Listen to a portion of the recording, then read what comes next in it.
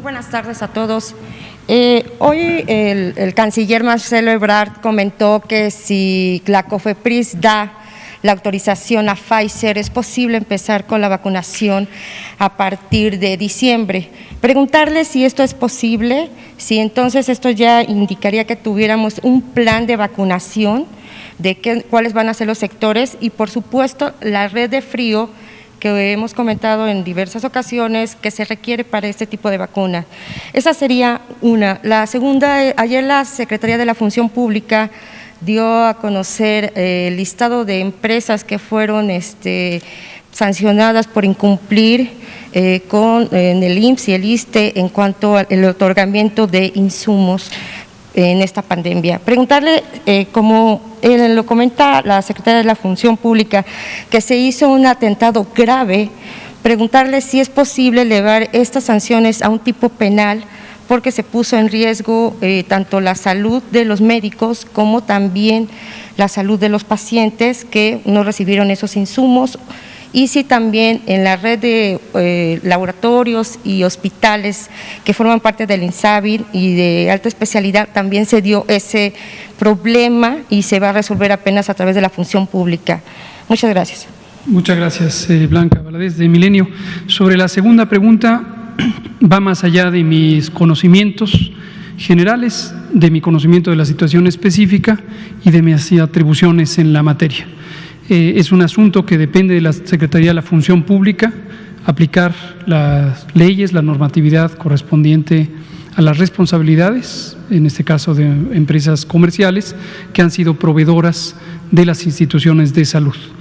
Desde luego que nosotros, desde las instituciones de salud, estamos no solamente obligados, sino gustosos de facilitar el trabajo de la Secretaría de la Función Pública, en la medida en que sabemos que nuestra secretaria, la doctora Irma Heréndira Sandoval Ballesteros, tiene una clara determinación de ordenar todo lo que respecta a un sistema de comercialización de insumos para la salud que ha sido sumamente viciado a lo largo de los últimos años en México. Eso sí lo puedo comentar porque sí lo conozco de fuente directa. En 2019, cuando iniciamos un proceso inédito de consolidación de la demanda de los insumos para la salud, medicamentos, vacunas, dispositivos, equipo de curación, por parte de las 6 instituciones o 5 instituciones que prestamos servicios clínicos a la población, nos dimos cuenta de enormes vicios que existían en el condicionamiento de los mercados, en el uso faccioso de los procedimientos que marca la ley para la adquisición, las licitaciones públicas, por ejemplo, y una concentración de los mercados en distribuidoras de insumos que tenían condicionados por la vía de la propiedad o usufructo de los registros sanitarios las oportunidades de mercados de 1,400 empresas farmacéuticas que existen en México.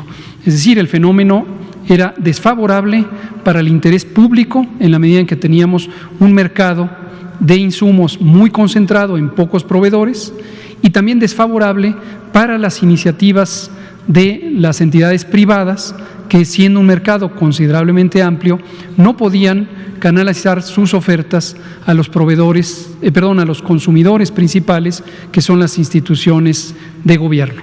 ¿Por qué razón? Porque en medio de ello había una especie de embudo, 6 o 7 compañías distribuidoras que tenían múltiples acciones, no solamente en el campo de logística y distribución, sino en la representación legal, en el uso de los registros sanitarios, en la exploración de mercados, etcétera. Entonces, todo eso ha sido muy desventajoso para México, porque México ha tenido que pagar sobreprecios de los productos farmacéuticos, ha tenido que estar en un condicionamiento de los contratos que generalmente eran calculados para tener limitaciones en la proveeduría y después iban seguidas de contratos de emergencias. También, por ejemplo, obviamente a sobreprecio también. Por ejemplo, también identificamos un patrón sistemático de fragmentación de las instituciones de salud, que muy desafortunadamente no se ponían de acuerdo en administraciones anteriores y hoy estamos perfectamente coordinados, y llevaba, por ejemplo, a que un mismo producto en una entidad federativa costaba cierta cantidad y en otra entidad federativa podía costar 5, 6, 7 veces más, porque se fragmentaba la demanda, la petición que hacía el gobierno. Hoy tenemos una demanda concentrada, podemos negociar en mejores condiciones con la industria farmacéutica, tenemos un diálogo muy abierto y muy fluido con la Cámara Nacional de la Industria Farmacéutica y las asociaciones correspondientes, y podemos trabajar por el interés público, pero además para facilitar la pluralidad del mercado de productos farmacéuticos en el país. Sobre la primera pregunta, efectivamente hoy es martes, hoy es Pulso de la Salud, y esta mañana, acompañando al secretario de Salud, el doctor Alcocer, presentamos la actualización de la situación de influenza, perdón, no de influenza, de COVID-19, aunque también estamos en la temporada de influenza. Y el canciller Marcelo Ebrard habló sobre el proceso de algunas de las vacunas que estamos teniendo en oportunidad de acceso. Por cierto, como suelo hacerlo cada vez que menciono a las vacunas, agradecemos al canciller Ebrard, agradecemos a la Secretaría de Relaciones Exteriores el trabajo tan expedito que han tenido de explorar las oportunidades de adquisición de vacunas. Tenemos un gran entusiasmo, todas y todos, por tener vacunas lo más pronto posible y que estas vacunas puedan utilizarse para la población mexicana. El presidente ha sido muy claro en el compromiso que tiene el Gobierno de México para que logremos tener vacunas lo más pronto posible. Como también comentaba el canciller Marcelo Ebrard, que es muy consciente de ello, y yo lo expliqué en cierto detalle posteriormente esta mañana, en ningún país del mundo se puede o se debe utilizar un producto farmacéutico, y menos aún las vacunas, que no sean aquellas que garanticen ser de calidad, seguras y eficaces. Esto es fundamental, es un consenso en términos de los fundamentos éticos del uso de productos para la salud, pero además está reglamentado, está normado, es prácticamente de obvia resolución. Nadie expondría a su población a un producto que no fuera de calidad, seguro y eficaz.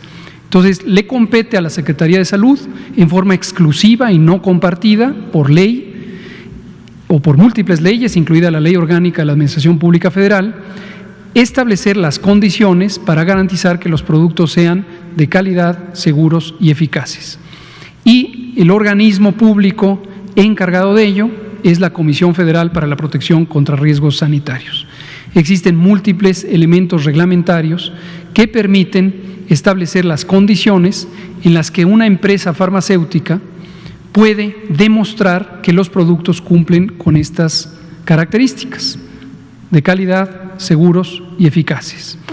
Entre otros mecanismos está la evidencia publicada en revistas científicas que cumplen ciertas características, a su vez son revisadas por pares, idealmente indizadas, es decir, revistas consideradas de prestigio, de los resultados de los ensayos clínicos de las distintas fases de investigación clínica, en particular de los ensayos de la fase 3, los ensayos clínicos controlados que tienen decenas de miles de personas.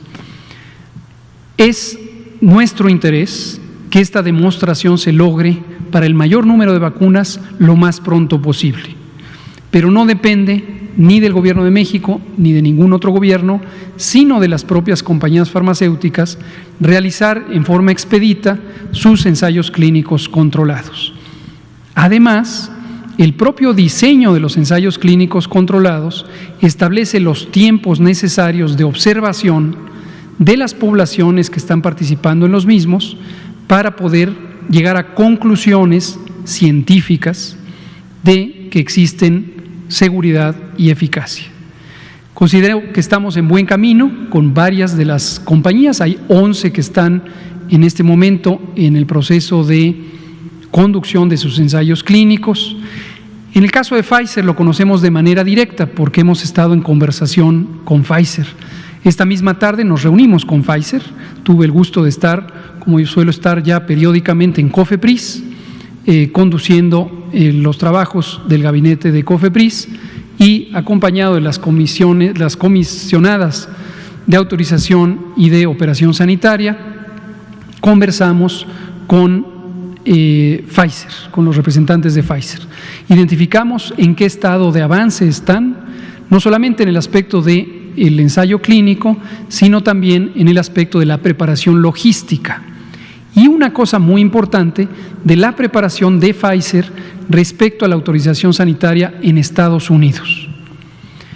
Tenemos la impresión, insisto, optimista, positiva, de que vamos por buen camino, pero tenemos que tener total claridad de los tiempos que llevan las cosas.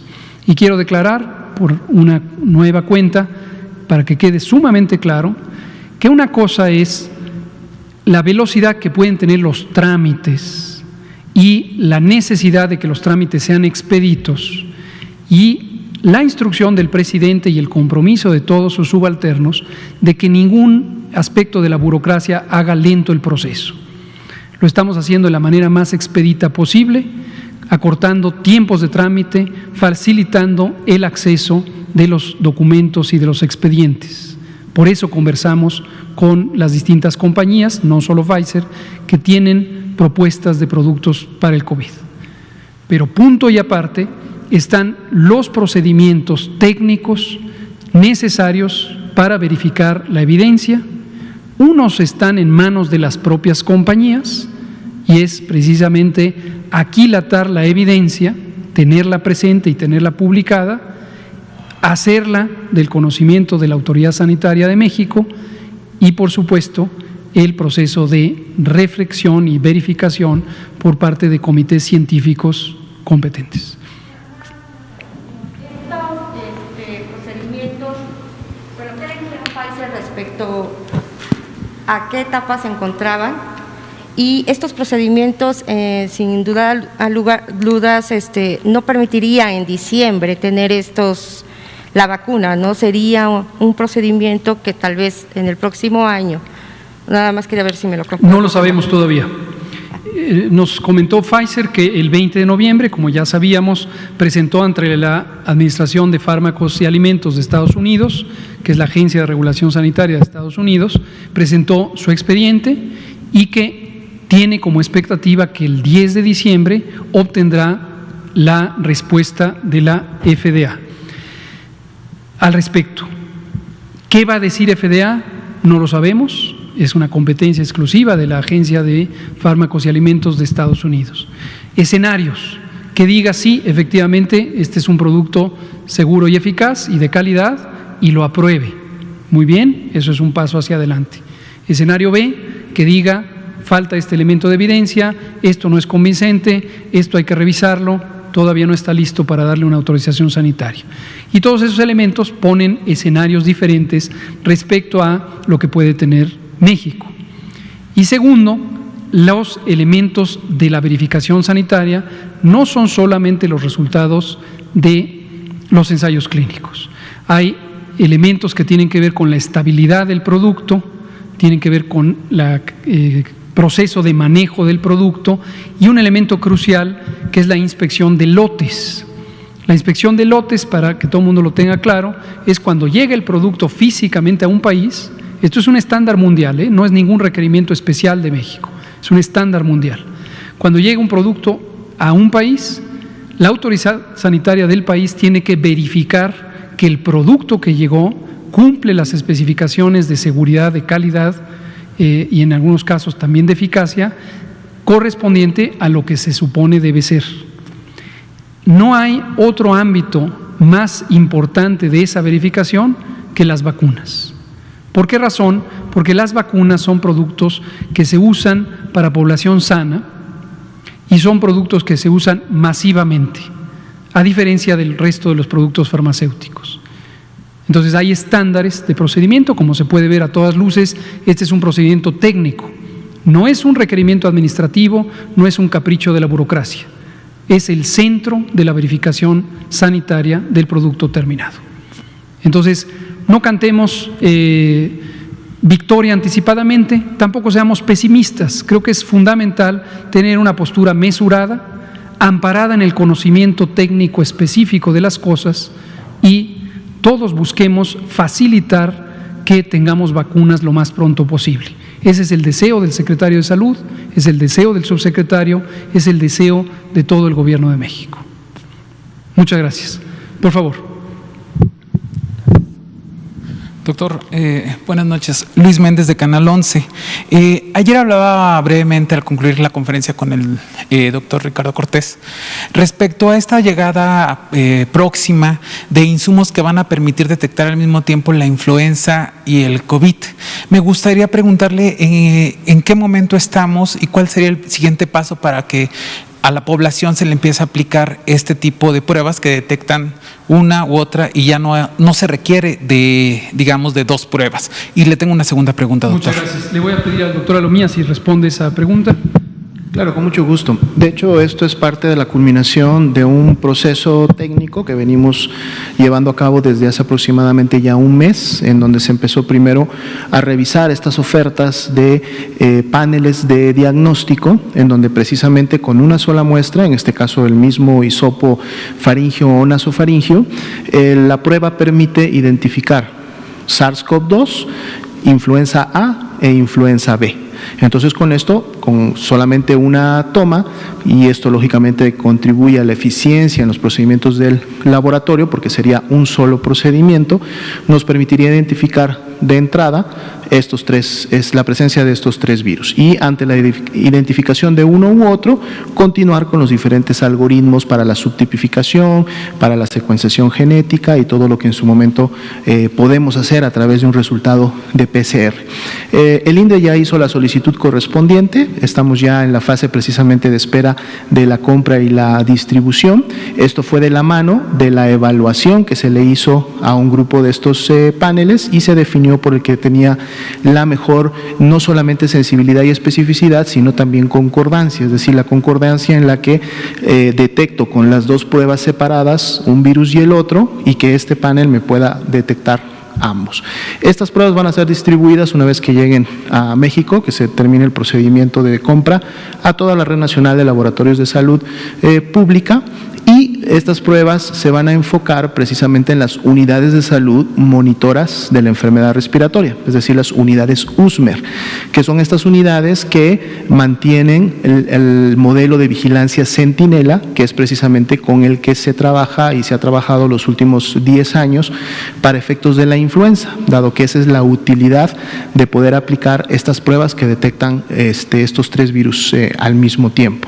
Las unidades no USMER más bien van a poder hacer uso y van a sacarle la mayor utilidad a las nuevas pruebas antigénicas, que en su momento permiten una identificación más oportuna, más o menos en un marco de 30 minutos, de un caso positivo de COVID, y continuarán con los algoritmos correspondientes de PCR para mantener la vigilancia virológica. Pero estamos ya a algunos días solamente de que estas pruebas puedan llegar al país, y en su momento inmediatamente se distribuirán a toda la red. Gracias, doctor Alomía. Una breve anotación sobre esto. Como ya se puede ver en lo que acaba de explicar el doctor Alomía, el sistema de vigilancia epidemiológica de México para COVID-19 se compone de múltiples elementos. Acaba de mencionar las unidades del sistema Centinela, ese es un componente, y las casi 26,000 unidades de vigilancia que son el resto de las unidades de atención. Hemos decidido tener dos abordajes complementarios porque de cada elemento se obtiene información diferente que se complementa.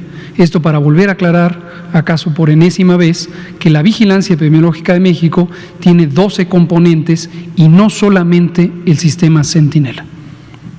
Por favor. Doctor, a mí me gustaría hacerle la siguiente pregunta. El día de hoy el gobierno de Jalisco anunció un modelo piloto para la reapertura de un estadio, esto para el encuentro de fútbol entre dos equipos, y me gustaría preguntarle si usted considera que es una medida adecuada o cuál sería su posicionamiento respecto a esta reapertura. Es un modelo piloto, dijeron las autoridades de Jalisco, pero ¿cuál sería su opinión, subsecretario, por favor? Con mucho gusto. En términos generales, lo comenté esta mañana, en las poblaciones altamente densas, densamente pobladas, las zonas como la Ciudad de México y la zona metropolitana, Guadalajara y la zona metropolitana, Monterrey y su zona metropolitana, por su estructura demográfica, tienen una alta vulnerabilidad a que haya un descontrol de la epidemia. El fenómeno es muy conocido en epidemiología, técnicamente se llama momentum poblacional de transmisión, y es un fenómeno de inercia. Lo voy a explicar con un ejemplo muy ilustrativo de la inercia en la mecánica, en la física. Si tenemos dos vehículos, uno pesa 300 kilogramos y el otro pesa 3 toneladas, van a la misma velocidad y súbitamente frenan, el vehículo ligero se para a lo mejor en los siguientes 70 metros. El vehículo pesado, a pesar de que vienen a la misma velocidad, puede tardar más tiempo y necesita recorrer mayor distancia antes de lograr frenarse por completo, quizá unos 800 metros. Esto es la inercia. Y la inercia está determinada, en el ejemplo que estoy dando, por la masa física de los objetos. En la dinámica de transmisión de las enfermedades infecciosas, la masa está dada por el número de personas que están infectadas en un momento del tiempo y se complementa con el número de personas susceptibles a ser infectadas. Entonces, en poblaciones grandes, sobre todo densamente pobladas, esta inercia de transmisión es mayor. En un momento dado, si establecemos una intervención de control, como puede ser el confinamiento, como puede ser otros medios de distanciamiento social, una población pequeña y dispersa va a tardar menos en entrar en control. En la población grande y densamente poblada puede tardar más tiempo. Habiendo dicho esto y atendiendo a la pregunta, no conocemos formalmente esta propuesta de un piloto para abrir en operación el Estadio Akron para el partido de las Chivas contra el América. Pero estamos asumiendo que la propuesta está amparada en una reflexión técnica documentada y que el gobierno de Jalisco asume la responsabilidad de las consecuencias que pudiera tener este modelo piloto. Como lo hemos hecho para las 32 entidades federativas, consideramos que la responsabilidad de la autoridad sanitaria local está estipulada por ley y hay que respaldar a las autoridades que en un momento tomen decisiones. Nadie puede predecir lo que va a pasar con la epidemia en el estado de Jalisco, la epidemia de COVID-19, y lo veremos en las consecuencias ulteriores. Pero insisto, asumimos que el gobierno de Jalisco ha tomado las previsiones necesarias para identificar que el riesgo sea mínimo. No conocemos el documento técnico correspondiente, sabemos igual que usted por las declaraciones que se han hecho al público y esperamos que el aforo en el estadio se conserve de la manera más cuidada posible. Lo que sí sabemos, porque es una recomendación técnica general del semáforo COVID, es que preferentemente solo en el semáforo amarillo deberían abrirse los estadios. Esto lo hemos estipulado desde el inicio porque todavía en el color naranja los distintos indicadores de ocurrencia de la epidemia revelan que hay riesgos importantes de reactivación. Entonces aquí de manera específica lo que sería sumamente importante es que el proceso de ingreso y de salida al estadio sea muy cuidado, que la separación de las personas unas con otras durante el evento en el estadio sean muy cuidadas y que haya una muy buena grado de separación y desde luego que pudiera haber un seguimiento posterior de las personas que concurran al estadio para que si tempranamente presentaran alguna manifestación de infección pudieran ser puestas en aislamiento preventivo como corresponde a la contención centrada en personas. Doctor, en ese sentido, ¿la Ciudad de México también podría entrar en una prueba piloto como la que se está proponiendo? Como digo, no, nuestra posición no es sobre una ciudad y la otra y la otra y la otra y un gobernador y el otro y lo otro. Nosotros damos conceptos generales que han sido amparados en una revisión cuidadosa y dinámica de la evidencia científica. Respetamos la competencia de las autoridades sanitarias locales. Nosotros no tenemos la facultad de dar permisos o apoyos. Es una competencia de las autoridades sanitarias locales. Por eso, cada vez que se ha vertido esta consideración en la narrativa pública, en los medios, lo que publican los columnistas, de que pareciera que el gobierno federal toma todas las decisiones de lo que va ocurriendo en el país, hemos explicado que así no funciona. Desde 1997, el Sistema Nacional de Salud se descentralizó. En cada estado hay una secretaria o secretario de salud. Y los gobernadores, los primeros mandatarios de los estados, son por ley autoridades sanitarias. Nosotros hemos planteado la estrategia y la comunicamos en detalle, está en los documentos de acceso público. ¿Cómo se implanta esa estrategia? Depende de las autoridades sanitarias locales. Consideramos que lo más productivo para un país federal es tener un diálogo abierto, franco y con una base técnica con los gobiernos estatales. Esto no es un tema de política. Entonces, si usted me pregunta, ¿puede ser que esta entidad lo haga? El principio es el mismo. En cualquiera de las 32 entidades federativas, confiemos en que tenemos mandatarios y mandatarias que tienen equipos técnicos competentes. Cuando puede haber diálogo, qué bueno, porque entonces también nosotros, como parte de quienes trabajamos para la Autoridad Sanitaria Federal, podemos contribuir con nuestras perspectivas y en cierta manera compartir la responsabilidad de lo que pudiera estar ocurriendo. Cuando no nos han dado parte de lo que se va a hacer, pues simplemente respaldamos a la Autoridad Sanitaria Estatal de las 32 entidades en términos generales. Ya lo que ocurra, nadie debe llamarse a confusión de que la decisión es una decisión local. Eso es importantísimo. Eso es muy, muy importante. Gracias, doctor. Gracias. Juan Carlos Machorro, de AM Noticias Querétaro, y luego Liliana Noble. Pulso saludable. Sí, buenas noches. Juan Carlos Machorro, AM de Querétaro. Para la titular del sistema DIF, usted anunció hace tiempo un programa de rehabilitación de pacientes post-COVID. ¿Cómo van? ¿Cuántas personas han atendido? ¿Qué condiciones deben tener las personas? Sabemos que hay gente que ha quedado muy afectada, a otros que parecería que no. Bueno, hasta un futbolista profesional, pues hasta los 2 meses después presentó síntomas de, pues ahora sí que de las afectaciones permanentes a su organismo. O sea, ¿cómo está esta cuestión? ¿Y qué tanto está preparado el Estado para atender pues a los miles de mexicanos que van a quedar con secuelas?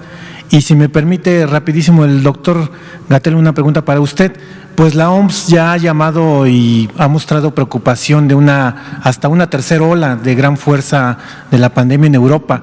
México y pues esta parte del continente donde estamos, que tenemos a Estados Unidos que lidera en fallecimientos, en todas las cuestiones, qué tan cerca o tan lejos estamos, por tanto cruce fronterizo, etcétera, sin hablar de cierre de fronteras, pero que estamos en una región que pues quizá empiece a tener una segunda ola muy fuerte. ¿Qué tan lejos estamos nosotros como México de esta realidad? Gracias. Muchas gracias. Por favor. No se espanten, se me fue el agua. Uy. Perdón. Te contesto sobre rehabilitación. Mira, hay un portal, está en la página del Sistema Nacional y es un programa que va en tres fases, pero las 2 primeras son vía remota por internet. Entonces pueden entrar a la página del Sistema Nacional DIF y ahí hay un apartado de rehabilitación. Fíjate que en el momento llevamos 30 personas que han ingresado, realmente han sido muy pocas, pero tenemos la capacidad, como es vía internet, de tener muchísimas. O sea, no doy un número, pero tenemos la capacidad de las que requieran. Podemos hasta abrir más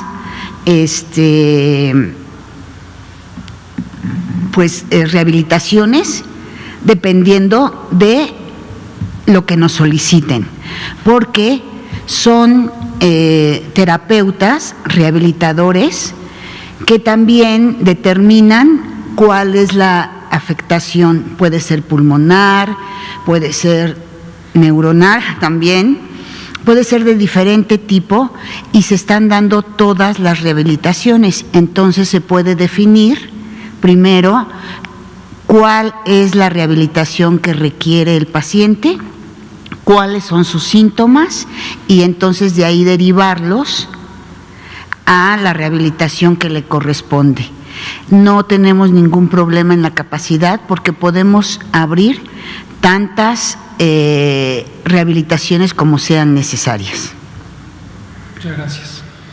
Respecto a la segunda pregunta, que en términos generales la podríamos resumir como cuál es la perspectiva, la predicción del comportamiento de la epidemia de COVID-19 en el mundo, en América y en México. Es muy difícil que científicamente se pueda hacer una predicción con un horizonte de tiempo tan largo para un fenómeno nuevo, emergente, que depende de muchos factores, no solamente biológicos o médicos, sino sobre todo sociales, la movilidad en el espacio público, las medidas de control, el apego a las mismas, la aparición de las posibles vacunas, la eficacia y efectividad que pudieran tener esas vacunas, el tiempo de aplicación, la posible aparición de tratamientos específicos. Volvemos a recordar que hasta el momento no existe ningún tratamiento farmacéutico específico contra el COVID-19. Pero en general lo que sí se tiene es una perspectiva, como le he comentado en otras ocasiones, lo comenté en la conferencia matutina el martes anterior. No existe más que una enfermedad en el conocimiento de la historia de las epidemias, enfermedad humana, que haya sido eliminada por completo, es decir, erradicada. Erradicar quiere decir eliminar de todo el planeta. Y esa enfermedad fue la viruela. Esta está causada por un virus específico, conocido el virus de la viruela, un poxvirus, y 200 años después de la invención de la vacuna contra la viruela, que fue la primera vacuna en ser inventada o descubierta, porque fue un poco de ambas cosas, se logró la erradicación. No fue solo por el efecto de la vacuna, esto es muy importante tenerlo claro, fue por la aplicación consistente de distintas estrategias de salud pública, entre otras la vacunación. Pero además existen distintas características microbiológicas, clínicas, ecológicas, en general diríamos epidemiológicas, de las enfermedades infecciosas que determinan si pueden o no ser eliminadas. Hay enfermedades que tienen muy baja probabilidad de ser eliminadas. Hay otras que podrían ser eliminadas, al menos en términos teóricos. El sarampión y la poliomielitis son dos ejemplos. Pero hay muchísimas que tienen muy poca probabilidad de ser eliminadas. COVID-19, la enfermedad causada por el coronavirus SARS-CoV-2, tiene un comportamiento epidemiológico que la hace muy poco susceptible de ser eliminada. Entonces, lo más probable es que COVID-19 no va a desaparecer de la especie humana por muchos años. Ahora, no se quede usted con la idea de que vamos a estar en esta situación que hemos vivido durante 2020 por la epidemia de COVID-19. La predicción probable es que COVID-19 empezará a entrar en una fase de estabilización, en donde se vaya reduciendo su intensidad en términos de qué tan capaz es de causar enfermedad, daño grave y muerte en los seres humanos, y que probablemente empezará a ser una enfermedad menos grave, que se propague quizá con la misma eficiencia, pero que a final de cuentas cause menos daño. Semejante, por ejemplo, a la influenza, y que la tengamos en las temporadas de otoño e invierno de cada año hasta que finalmente estemos en cierta manera habituados a ella. Dependiendo del nivel de eficacia y el perfil de eficacia de las vacunas que en su momento se desarrollen y prueben ser de calidad, seguras y eficaces, esto podría modular importantemente, si es que hay altas eficacias, el comportamiento de COVID-19. Pero aún así es poco probable que termine siendo eliminada en un periodo sustancialmente corto. Ahora, siempre que escucho el tema de fronteras como relacionado con el riesgo de epidemias, vuelvo a explicar la posición técnica de la Comunidad Global de Salud Pública, que además está formalmente asentada en el Reglamento Sanitario Internacional. No existe en la historia de la salud pública, en la historia de las epidemias, demostraciones claras que muestren que cerrar fronteras es un mecanismo útil o suficientemente útil para evitar la propagación de las enfermedades infecciosas.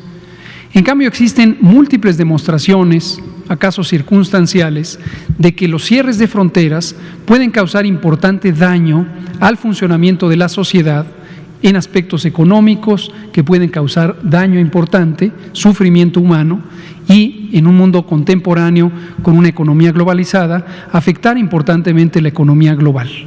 Entonces, no hay un rendimiento útil, suficientemente útil para proteger a la población, y en cambio pueden causar importantes afecciones. Debemos ya cambiar nuestro pensamiento para dejar de identificar a quienes viven del otro lado de la frontera como la fuente del riesgo. El continente americano, por ejemplo, es más, Norteamérica de manera específica, es más, Estados Unidos y México de manera muy específica. En cada uno de los dos países tenemos suficiente carga de enfermedad, suficientes personas contagiantes como para que se sostenga la transmisión de la epidemia. Sí, ciertamente en este momento tenemos un diferencial. La epidemia es más activa por múltiples indicadores en Estados Unidos de lo que es en México, pero eso no necesariamente condiciona que el riesgo de pasar entre los 6 estados fronterizos de México a los 4 de Estados Unidos o viceversa modifique sustancialmente el curso de la epidemia ni en Estados Unidos ni en México. Si lo pensamos en otras fronteras, recordemos que las enfermedades infecciosas epidémicas históricamente han sido utilizadas como pretexto para discriminar a personas de otra nacionalidad. La nacionalidad es, se podría decir, un accidente administrativo de la Organización Política de las Naciones, pero no hay condiciones que nos hagan ni biológica ni necesariamente epidemiológicamente diferentes unos de otros. Muy importante ya transitar de eso para quitar el estigma y la discriminación que emanan de una perspectiva no científicamente fundada que alimenta la xenofobia, es decir, el rechazo o el odio o el miedo a connacionales de otras latitudes. Muchas gracias. Son las 20 horas en punto. Dejamos pendiente a Liliana Noble, agradecemos a Rocío García Pérez y al doctor Alomía y nos vemos mañana en esta conferencia. Gracias. Gracias.